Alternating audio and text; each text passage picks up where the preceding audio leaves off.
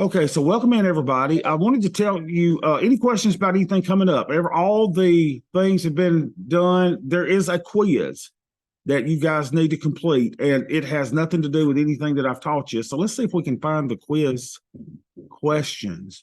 Let's see, quiz. Hold on a second if we can find it.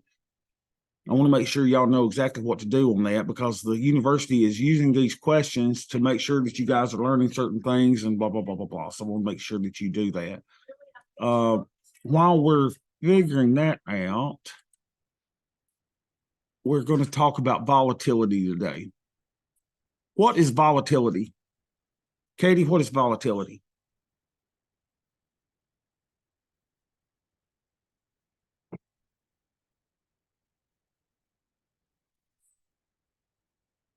Oh, your keyboard's not working? Or is that volatility? Your keyboard, you can't hit the space bar? Okay, so we can't hear from Katie. That's convenient. Not convenient. Sorry. Hey, put that back. Oh, there she is. She's back. Yeah, Sharon's asking if I'm okay. Yeah. So what is volatility? Volatility is the fact everything's going to go up and down, and you really can't. I mean, simple, easily put to clients, it's going to go up and down, and it's going to go up and down at rates that we're not really sure of completely, and you're just going to have to hold on. And do you think volatility is good? Is it bad? What do you think about volatility? Volatility gives you opportunity. Oh, there you go. Volatility gives you opportunity. My wife's screaming at my kids. That's fine. You make money when you have opportunity, and there's no better opportunity than when volatility raises its ugly little head. It's not pretty sometimes, but it's really something to take advantage of. So, Katie, since we're picking on you all of a sudden, you told us what volatility is. You said volatility is opportunity. How can you benefit your clients when volatility is high? What can you tell your clients? Because this is the time when volatility is high, when everybody's scared to death. I think the big thing is just knowing, and I get excited about it. So I share that with my clients. Like, this is opportunity, and we don't need to let our fear, stop us. So what we have to do is we have to put money in, because when things are going fine, that's what we say we're going to do, is we're going to put money in. So we need to put our money where our mouth is and do what we say we're going to do. And then I do encourage my clients to dollar cost average. Let's go ahead and set this up so that way you can take the emotions off the table. And even if things get busy in your life, you don't miss an opportunity because you forgot to call me because you were worrying about Easter egg hunts. Yeah, good. Have there been any areas in your life, any of your lives, where volatility gave you opportunity and you seized on that opportunity? Can anyone share an experience that you've been through where the volatility was high, fear was high, and you took advantage of the volatility? Christmas Eve 2018. Okay, tell us about it. The market was down. The market was down, and we had money positioned and ready to go with our advisor at the time, because I was still a drug rep, and that money was ready to go. And I had made sure that we were on a list of what she called her down market list. And then, of course, me watching stuff too is, hey, let's go ahead and dump that money. Of course, it's timing, but we knew that we wanted to do that. We had that money set aside for that particular reason, and we put it in because we felt as though we were always that couple that every time we'd put money into our Roths, whenever I'd get a quarterly bonus, we'd put money in, and it seemed like we're putting in at the high, and it was always down at the low, always at the high, down at the low. And so we just said we wanted to put some money aside for particularly buying at the low. So the money was already set aside. We didn't have to think about how much do we want to put in. It was already poised and ready. And when that drop occurred, we jumped in. Oh, that's beautiful. And the thing is, here's why it's so hard. Now, Katie was ready to pounce. Here's why many people don't pounce, is because when that sudden market drop comes, and you think that it's opportunity, the hesitation is that, oh God, what if it's just the beginning of the crash, right? You don't know when it's going to be the bottom to get in. So you've got to be ready to take the plunge when opportunity presents itself without hesitation. If the market had continued to go down, what Katie could have done is she could have hedged her bet, I guess, and said, hey, we'll do half now and half we'll wait another week or so. You could have done that, but at least act upon the volatility, do something. And so that's exactly what she did. Were you all in there, Katie? I mean, that was when you all went in? Yeah, we were all in. Yeah. And don't look back. So what if it keeps going? It was just one phone call. It wasn't multiple phone calls. It was just get it done and let us keep going about the way that we earn the money. Let us keep working. That's great. That's wonderful. Okay. So let's talk about volatility. Volatility is the only asset class that reverts to its mean. God, this is so important. I hope you understand this. Volatility is the only asset class that reverts to its mean. If you're watching CNBC and you watch all these goober heads on there that are giving their take on things, and they'll say, well, we see this coming back to its average or it's going to revert to its mean. I sit there and go, you are idiots. No asset has to revert to its mean. So its mean is its average. So if you saw a stock that was just up and away, you would say, hey, man, this thing is going to revert to its mean. Not necessarily. It doesn't have to. If something goes up big, does not mean it has to come back down. If something goes down big, it doesn't mean that it has to go back up. So, for example, if you were in a company like AMC or GameStop, those meme stocks, and it was moving all the place, and if something got down, let's say under $1, people go, well, it's been $5 for the last 5 years. It's got to go back up. No, it does not. No, it does not. And there's nothing that says an asset has to go back to its average. Oh, well, if Tesla was trading around $100 and it got up to 190, it's going back to 100. Not necessarily. So if you hear any expert saying that an asset, a stock, a commodity, anything has to revert back to its mean, that is ludicrous. There is no rule that says an asset class has to revert back to its mean. The only asset that reverts back to its mean is volatility. Now, I'm going to show you volatility because we can actually track volatility, which is really, really cool. So if you'll check out my screen, this is VIX. VIX is the volatility index of the S&P 500. It measures the 30-day volatility in the S&P 500.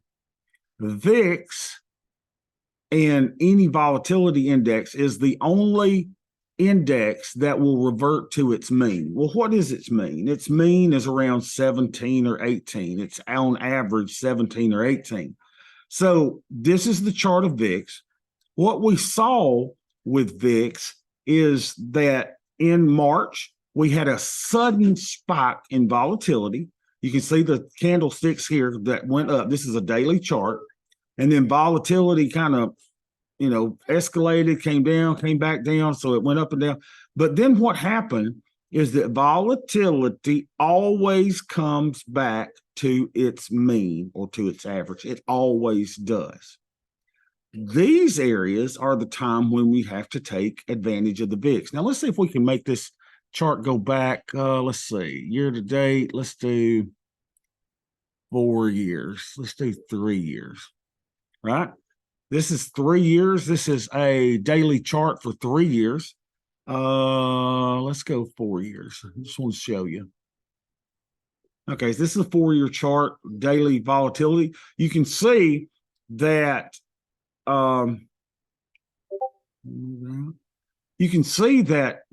volatility will spike and it comes back. It spikes and it comes back. It spikes and it comes back. Volatility will always come back to its mean. Now, here's the second principle of volatility. So volatility is the only mean reverting asset. It comes back to its mean. The second thing that you need to know about volatility is that volatility is typically overstated. It seems worse than it is most of the time. So we determined that because volatility, the implied volatility, is usually higher than actual or historical volatility. Let me give you an example. It was September 11th, 2001. I was getting ready for work in the morning when I heard about the first tower, and I go, oh my God, this is horrible. Then when I was there about to walk out of the door, the second plane went into the tower, and we go, oh my God, this is the most horrible, horrific thing that has ever happened. I remember getting in the car, and I was headed to work, and I had tears in my eyes going, oh my God. I was listening to the news, and I was like, this is a horrible, horrible, horrible day. And I was at a point to where I was looking up in the sky thinking, hey, all these planes may be going down. Who knows? And I had tears coming down my eyes, and it was just such an emotional, heart-wrenching day. For the people that were in the tower or the families involved, the actual volatility was greater than the implied volatility. For me, the implied volatility was greater than the historical volatility because it didn't affect me personally. Had I not watched the news, or had I been secluded from anybody watching the news, I would have not known that anything had happened. Had I just driven 2 hours to Birmingham to go to my office and I had not turned on the news or listened to the radio, I wouldn't have known anything was happening. Had I continued to live in isolation and not talk to anybody, I would have never known that something happened. So it was a horrible, horrible day. Historical volatility or actual volatility was much higher than the perceived volatility for those people that were in the tower, for those people that were actually involved. But for those of us miles, hundreds and hundreds of miles away, it really had little effect. Now, some of you who are military, all of a sudden you or your spouse or your significant other may have been called up to duty and sent overseas. The actual volatility was higher for you than it was for me. Now, June 23rd, 2009, I was on my way to work, going down the interstate. I remember I was going around 70 miles an hour. And the next thing you know, I had a blowout and my automobile flipped, the SUV flipped, side over side over side, head over head over head. And at that moment, my very life was just spinning out of control. The volatility was in my face. I remember the smell of the rubber. I remember the sound. I remember the impact of my automobile flipping across the interstate. The next thing you know, I'm lying on the ground and I'm trying to get up, and people are screaming at me not to try to get up. I told them to call my office and tell them that I was going to be a few minutes late because I had a meeting that morning. That few minutes late turned out to be 6 months before I was able to return to work. 51 days in the hospital. I was blind in one eye. One lung had punctured, the other one collapsed. I was gasping for breath. I broke my sternum, my ribs, my pelvis, and my spine. And I remember being, put in the ambulance, and I asked the lady as I was gasping for breath that was back there with me, I said, am I going to live? And she said something that I thought was horrible. She said, we're doing everything we can. No, you need to tell me I'm going to live, because I was sitting there thinking, hey, I'm going to die. So 51 days in the hospital, 6 months in a wheelchair, the implied volatility was high. I think the actual volatility was very high at that time. But all of a sudden, here I am today, and you can't even tell that I had an accident. I mean, it broke me in so many ways. The volatility was high, but volatility reverted back to its mean. Think of all the times in your life where you went through a situation and you said, oh my God, I can't possibly survive this. I will not survive this. But here you are today.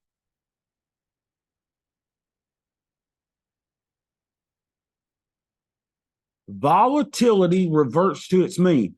What is horrific today at some point subsides.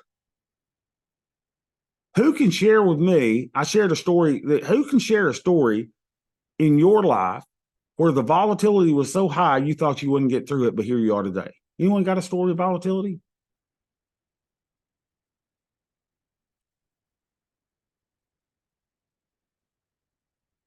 Something you thought you wouldn't survive, but here you are today. Y'all being shy today. Juwan. Can you hear me okay? Yeah, hear you fine. Sorry, I am going in on a quesadilla, and I did not want y'all to witness that. Oh, I'd love to have one. I see that sweet tea. No, it's a beer. Quite delicious. But for Rub it in. I'm fasting. Keep going. Oh no. But an example of volatility that I experienced is honestly my entire adolescence, because I was able to start over and to a new place. And when I was basically bullied very severely, and it was just a really bad experience. So that opportunity to start over was like, oh, okay, we are coasting. We're here. We're doing well. And then my dad all of a sudden dies. And then from there, that just took my world and threw it upside down, put it in the blender and put that thing on high. But then once the battery ran out and the blender died, I was able to again refine my footing to okay, understanding breathing is really understanding how to go through every day of life without that person's existence in the same way that they were existing. And then from there, I went through some experiences with the church I was involved with as an LGBT teenager. And from there, that again just took my life, the relationships that I had. And it took up until I was about 19 years old to actually kind of find that pace again, find that steady rhythm, and just be able to understand okay, this is how you navigate these things in life. And yes, nothing's going to be perfect. Nothing's going to always go the way that you want it to go, but you are able to use that to then position yourself to be successful, to go through it and be able to make it okay. Great, Juwan. Thanks for sharing that. And exactly. And that's what I wish that I could tell people who are on the verge of taking their own life, because their implied volatility is right here. The chaos is right here. They can't see anything else but this.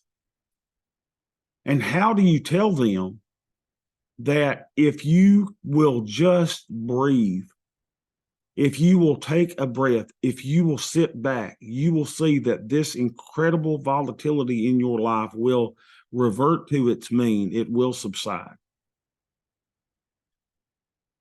So I think it's also important. You can try that, but no matter what you say, And Right. Isabel, I know this is hard for you. No matter what you say, it's not on you. It's not. Right. It's not on you. But if only they knew that volatility subsides. Volatility subsides. So let me show you how we take advantage of volatility in the markets. Katie basically said, hey, when the market was down, we went in and bought. When we trade options, so let's say we're going to do something on SPX. This is the SP 500. When the market drops, what happens to volatility? Is there a direct relationship usually? What do you think happens when the market, the SP 500 drops? What happens to volatility usually?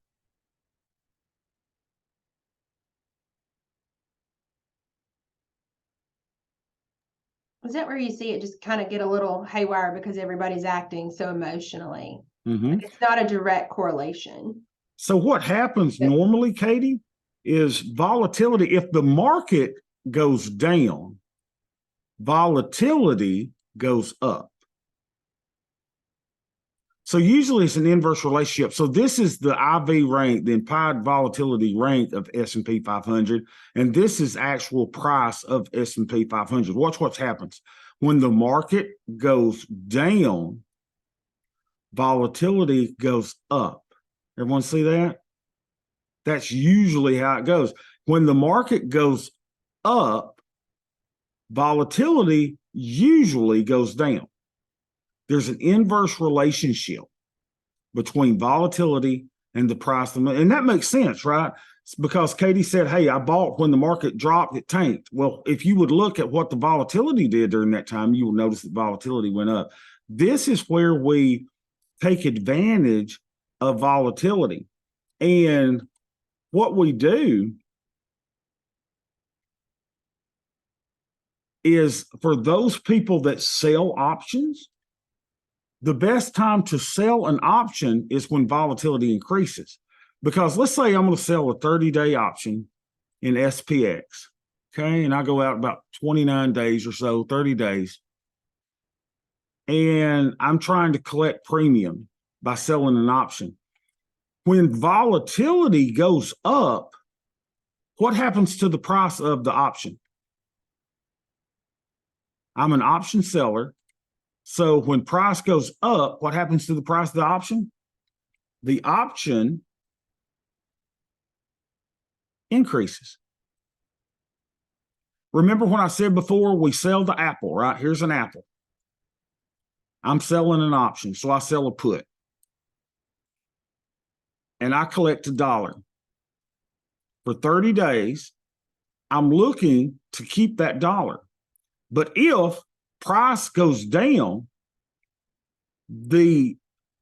I'm required to buy back the core, the apple core, the rotten core.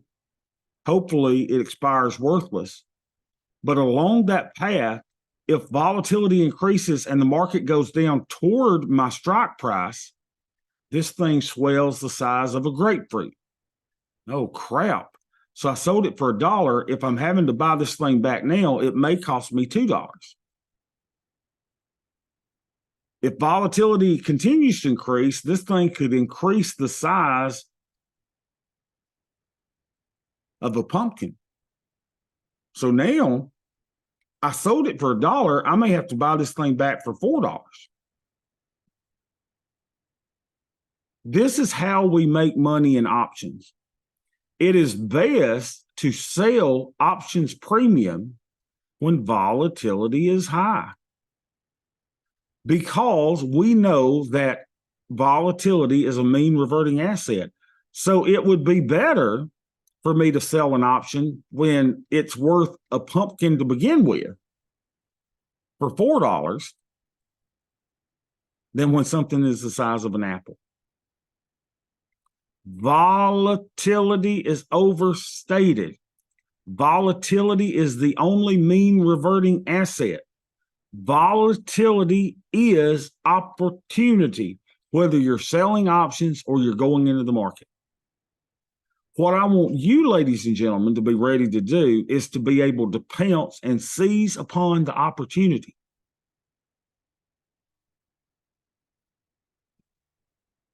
When a business is going out of business and they're having a fire sale, what do?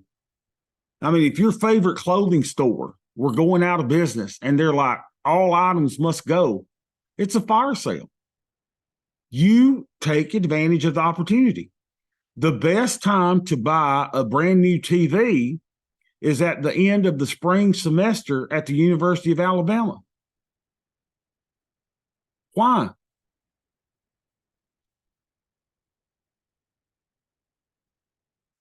Come on, someone knows this.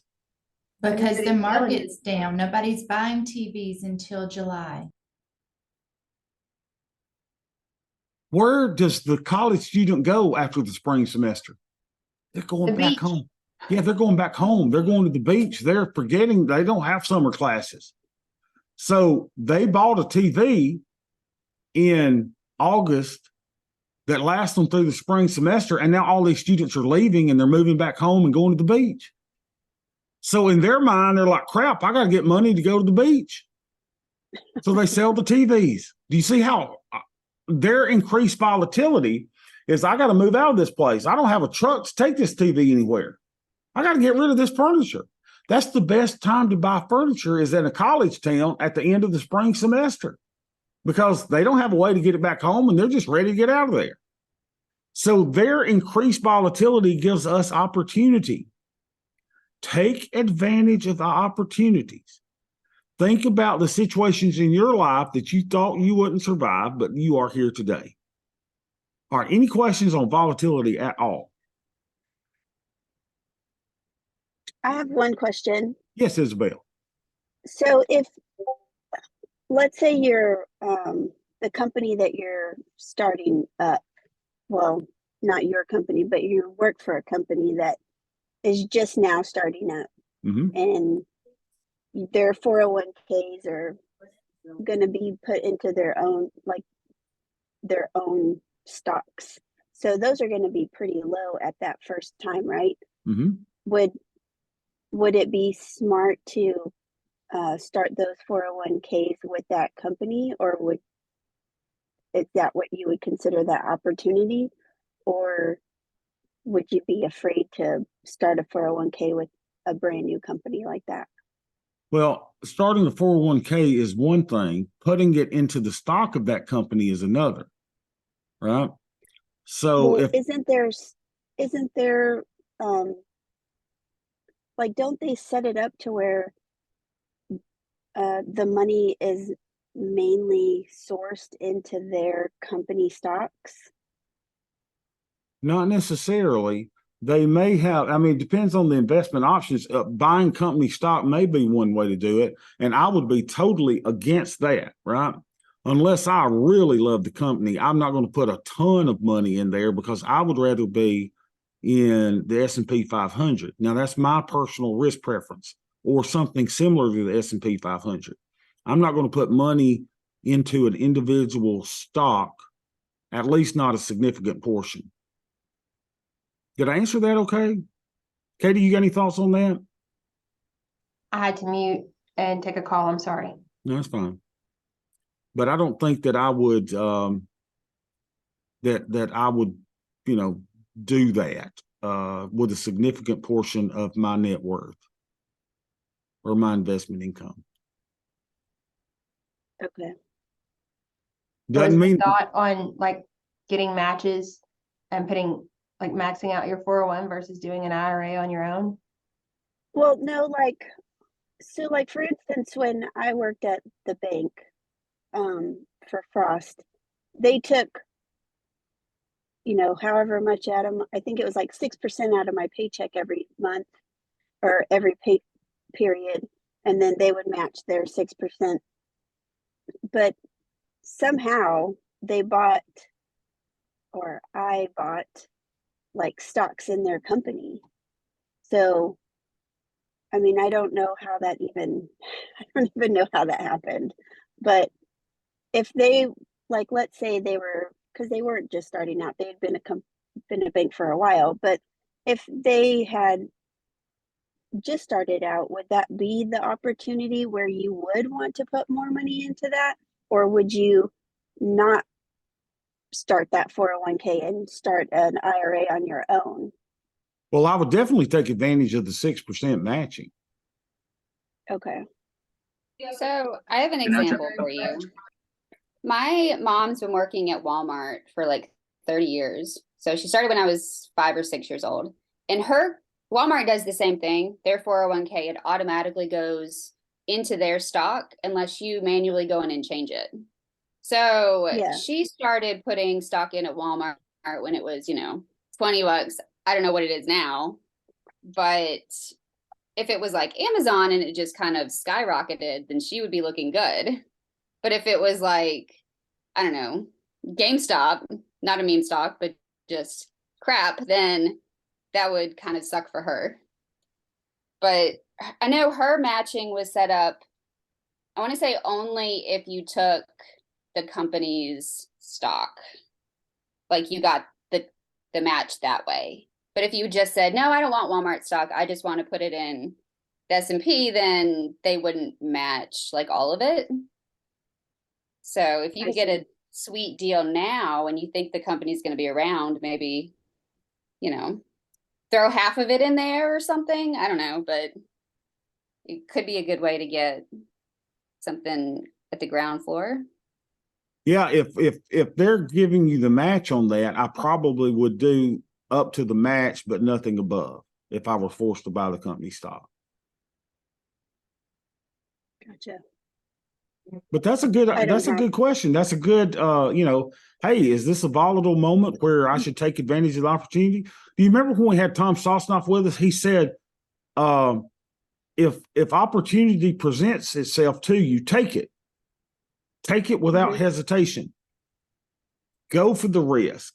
Take the chances. You're going to be dead in 100 years. Do something. We're not saying just wildly loosey-goosey, take all these opportunities, but be willing to take some risks. God, I want y'all to be risk takers. I want you to do calculated risks, though.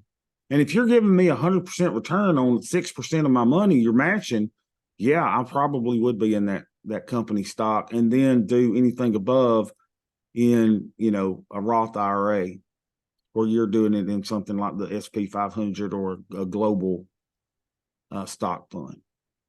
Good. Juan, yes. I was just gonna say every employer has with whomever who manages their retirement account, they always have to select your default investments as well as your investment options. So something that you should have access to is all of your actual investment options that you can invest with. And so I would definitely check that out. And usually depending on what company it is, you can look at those things online. If not online, then you should be able to look at your kind of statements to show you, or any communications that you've received from the institution detailing all of your potential investment options and whatnot. Good. Okay. Let me share this with you and then I'll let you go. I told you I was going to let you go early today. So any more questions on volatility? Volatility is the only mean reverting asset in the world. Don't let anyone let you tell you that, hey, Walmart's got to go back down or Walmart's got to go back up to where it was. That is crazy. Also, volatility is usually overstated. And because volatility is overstated, it creates incredible opportunities.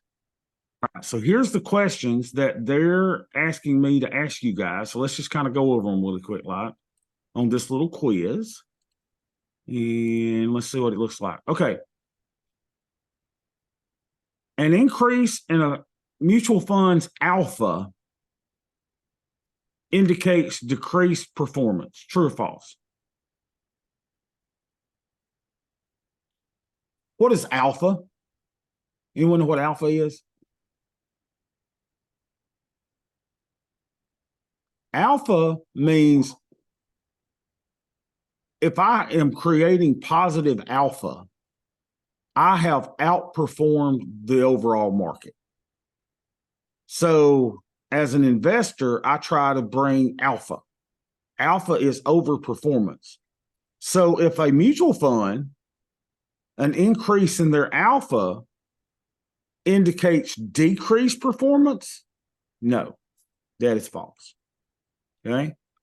Answer to that is false. Everybody got alpha. Okay. Alpha, if you've generated positive alpha, you have outperformed.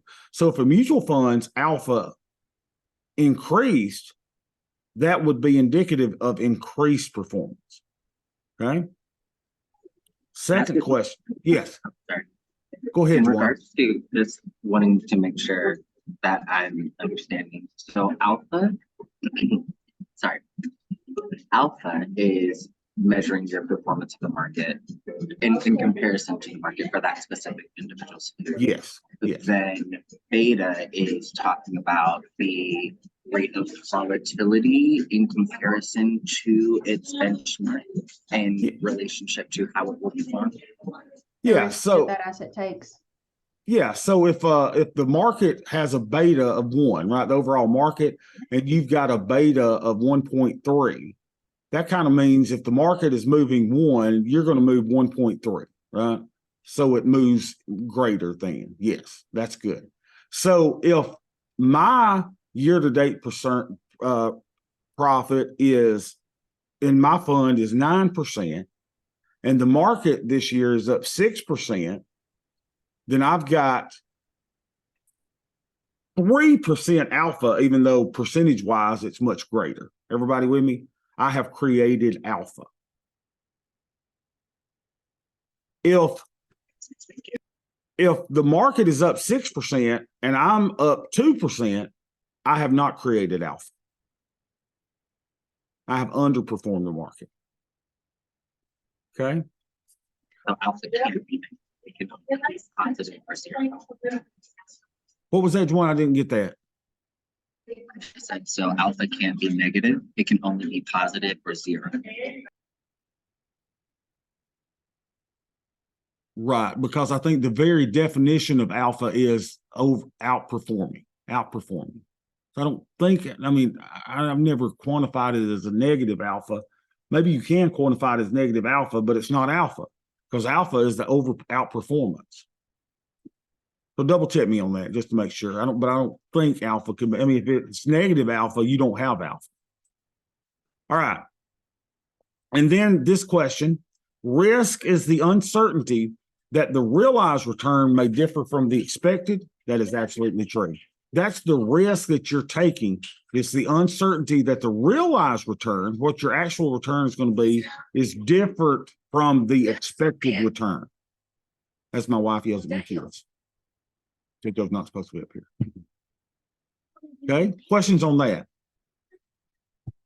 Now, this is a short answer. I've looked at this. I don't know. We'll, unsystematic risk, draw and label systematic, unsystematic risk, listen to elements of this. All I want you to do is go, what is unsystematic risk and what is systematic risk? Just define it. Okay. What is something that would be typical of systematic risk?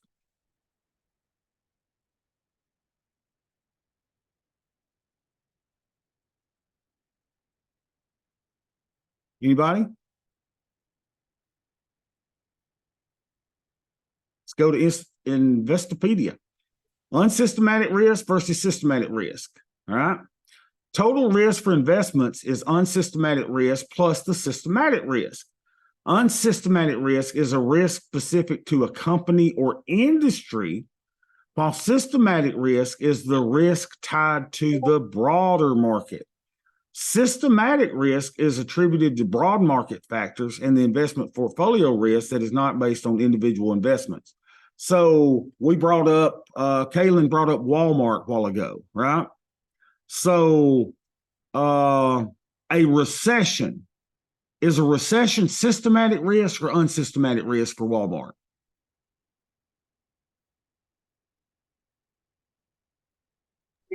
systematically into tax. Yeah, it's systematic risk, right? Because it's dealing with something that affects the overall market. If Walmart had an employee strike, that is unsystematic risk. It really doesn't apply to the overall economy. It applies to Walmart only, right? Unsystematic risk. Okay. So then it gives you examples of unsystematic risk. Here, for example, an investor who owned nothing but airline stocks would face a high level of unsystematic risk. They would be vulnerable if airline industry employees went on strike, for example. But that wouldn't be something that really pertained to the entire market. Okay. Any questions on systematic and unsystematic risk? I just want you to kind of give me the definition of each and maybe maybe an example. Unsystematic risk and systematic risk. All right, any question on the little quiz? Oh, also the little quiz will not be a part of your grade, but it is part of the assessment for the university. Just to make sure we've got it in there. All right, any questions on anything before I send y'all off for your Easter break? I have some questions.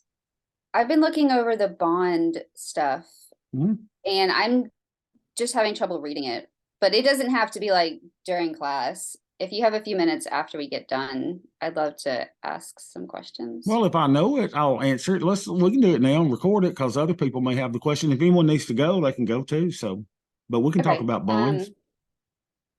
Can I share my screen? Well, of course. Let me fix it where you can. Hold on. Okay. Okay.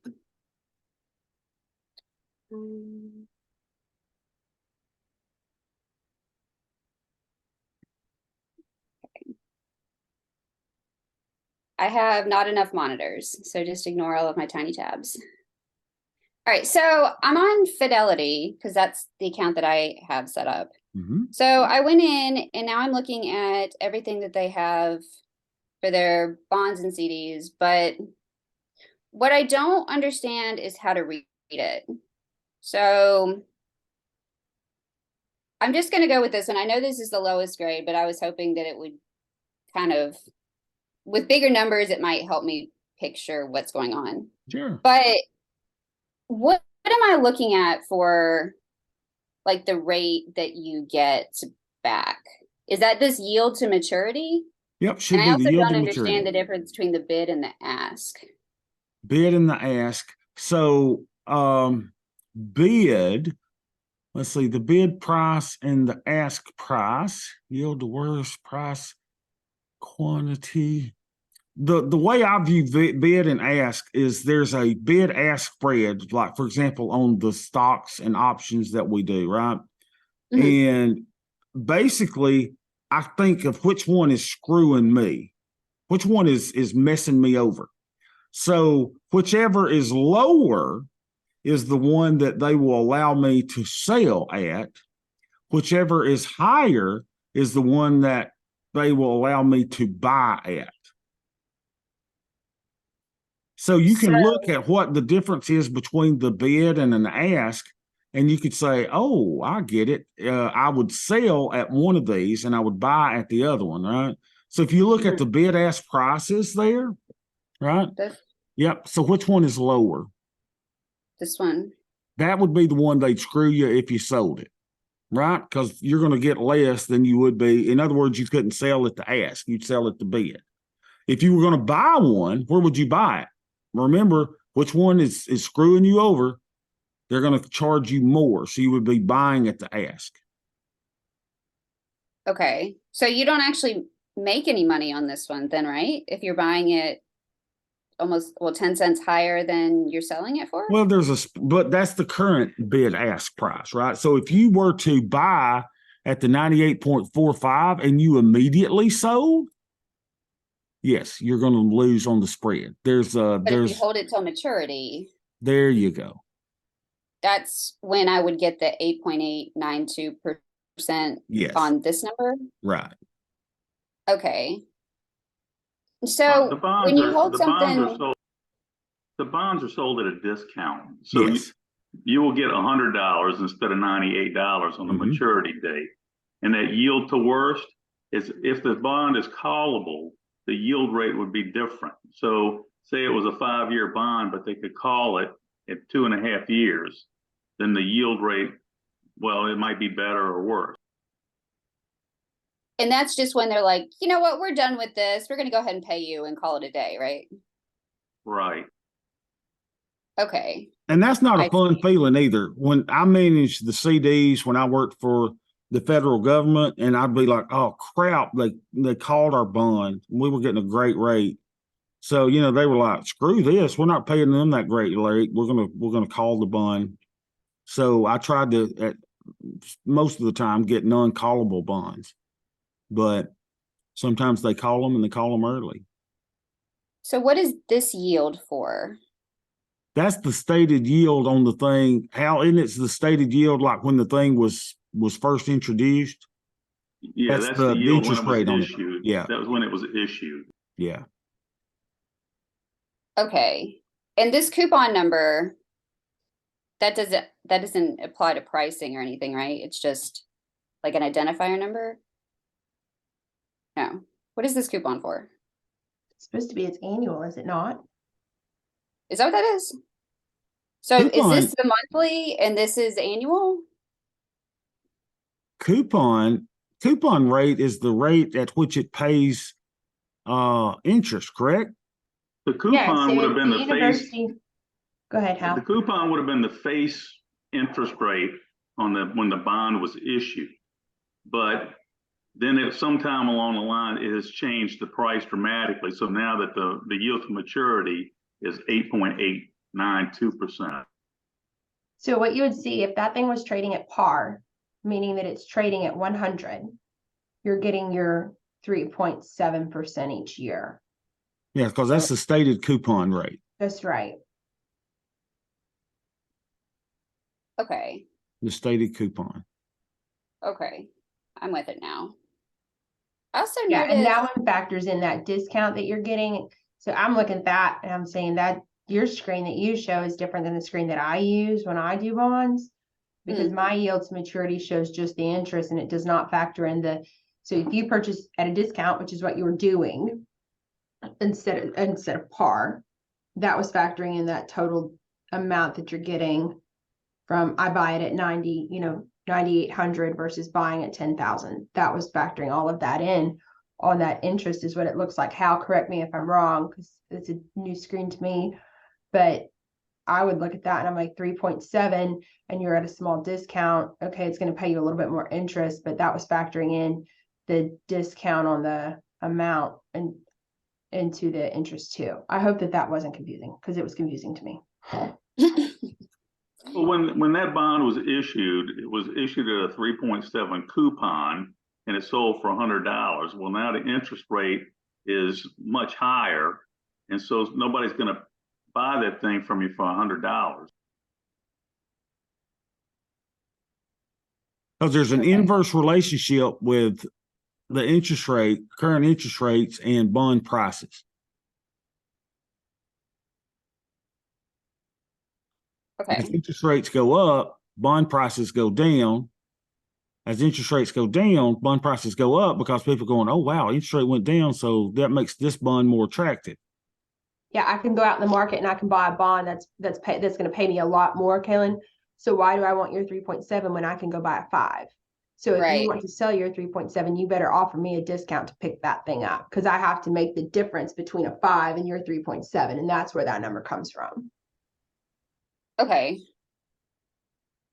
And I might just be looking at it wrong, or they may not have it set up where I can see it. But anyways, I know when you had the Treasury website open, what was it? You know what Treasury I'm talking Direct. about. Yeah, Treasury yeah. Direct. They had the option for like 4 weeks, 6 week, whatever. I'm not seeing that. Is that something that's specific to the Treasury's website that they offer those lower?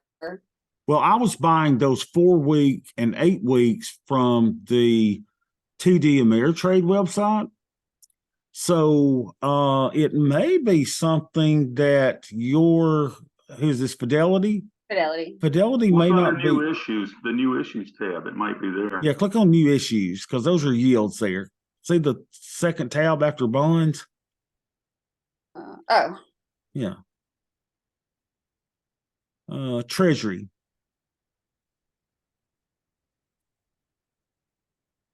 oh, wait, that's not right. Oh, here it is. Maturity date 10. So we're in 4. May want to get on the phone with them and see if they have the 4 and 8 weeks. I'm not sure. I'm not familiar with their website at all. You would think they would offer those. Okay. Yeah, I Interesting. can call them. They've actually been super helpful anytime I have stupid questions. But the lovely thing that I love is just getting me free money, you know, that's and I'm doing it every 4 weeks and just laddering out. And you know, this is something that a couple years ago we couldn't do because rates were near zero. But now it's just a sweet little deal that I've got all this money sitting in cash in my brokerage accounts, and I'm able to, you know, to turn that into cash now by doing the treasuries. That's Really kind of good. something that I was thinking, because I remember there was a part, I don't know if we've gotten to it in class yet or not, and the wealthy barber, he was saying, like when you have insurance, to make sure you factor in like your $10 or whatever that you're saving every month for your retirement or whatever, to factor that into how much your spouse would need for life insurance. And I was like, oh, well, if we did like a bond ladder or something, and even if that payout was just enough that you needed to contribute to your monthly savings or investment or whatever, that's stupid easy. Am I looking at that wrong? No, I think you're looking at it right. Oh, okay. Yeah, Okay, looking at that's it all right. good. Yeah. So I'm using on my margin accounts, I'm using up to 80% of my buying power or of my total account balance. I'm using 80% of those to buy treasury bonds, and I'm just laddering them out every 4 weeks. And in my IRA and Roth IRA accounts, I'm using 50% of my account value to buy 4-week and 8-week treasury bills. And I just see the money just keep coming in, you know, and you're like, oh, cool, cool, cool, cool. It's money that was just sitting there otherwise, so it's good to use it. All right, any other questions at all? Shannon, you've been quiet today. You okay? Just absorbing all the info. Absorbing all the info. Okay. Well, take advantage of volatility. The next time you hear volatility is bad, go, oh, no, no, no. Volatility is good, and it gives me opportunity. And Katie said it best. Volatility is opportunity. Y'all enjoy a non-volatile weekend, and I will see you guys Tuesday.